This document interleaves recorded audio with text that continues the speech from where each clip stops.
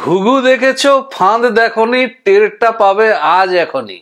এই প্রবাদের অর্থ সবাই জানেন, অর্থ নিয়ে আলোচনা করছি না।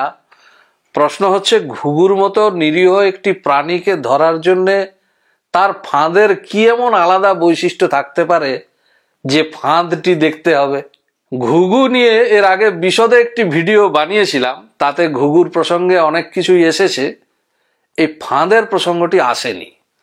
সে সময় আমি এই ঘুঘুর ফাঁদ কিরকম হয় জানার চেষ্টা করেছিলাম, কিন্তু আমি তার উত্তর জোগাড় করতে পারিনি। পরে সেই ভিডিওতে দর্শক বন্ধু বীরেন মণ্ডল রামপুরহাট থেকে ঘুঘুর ফাঁদের বিষয়ে আমাকে বিশদে জানিয়েছেন। আমি তার প্রতি কৃতজ্ঞতা জানিয়ে এই ভিডিওটি তৈরি করছি। ঘুঘু ধরার এই বিশেষ ফাঁদটি তিনি দেখেছিলেন 1977-78 সালে মুর্শিদাবাদের সিঙ্গার গ্রামে। ফাঁদটি সাধারণ ফাঁদ, বাঁশের খাঁচা দিয়ে তৈরি হয়। খাঁচার বৈশিষ্ট্য হচ্ছে সেই খাঁচার দরজা দিয়ে ঢোকা তো যায় কিন্তু বেরোনো যায় না। এখন এই ফাঁদটিকে ডালপালা ঘিরে ক্যামোফ্লেজ করে দেওয়া হয়, আর ভেতরে রাখা হয় একটি স্ত্রী ঘুঘু। সেই ঘুঘুর চোখ দুটি বন্ধ করে দেওয়া হয়। খুব স্বাভাবিকভাবে ঘুঘুটি ভীত সন্ত্রস্ত হয়ে পড়ে।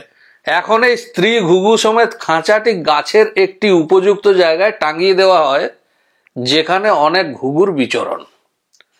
এরপরে শিকারী ব্যক্তি ওই গাছের তলা থেকে পুরুষ ঘুঘুর ডাক নকল করে 2-3 বার ডাক ছাড়বেন।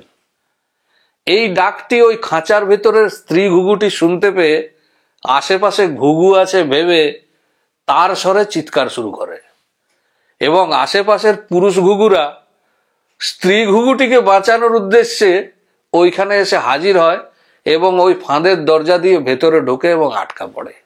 এই ঘুঘু ধরার অদ্ভুত ফাঁদ। তো এইটি ছিল ঘুঘুর বিচিত্র ফাঁদ।